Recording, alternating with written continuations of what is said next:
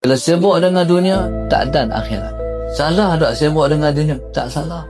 Sebab kita duduk atas muka dunia, kita nak kena cari makan, kita nak kena cari rezeki. Tapi jangan sampai dunia menyibukkan kita sampai kita tertinggal akhirat. Sebab Tuhan suruh cari akhirat di dunia. Tuhan tak suruh cari akhirat di akhirat.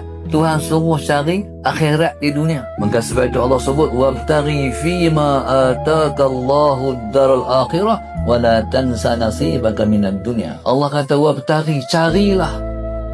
Wabtaghi fima ataka Allahu ad-daral akhirah, carilah apa yang Allah datangkan engkau akhirat di dunia ni. Sebab itu dunia ni jadi mazra'atul lil akhirah, tempat perumahan. Kita kena bercucuk tanam di sini. Sebab hasilnya bukan ambil di sini, hasil ambil di akhirat lepas mati. Cari akhirat sebanyak-banyaknya di dunia ni. Jangan sampai cari dunia sampai tinggal akhirat.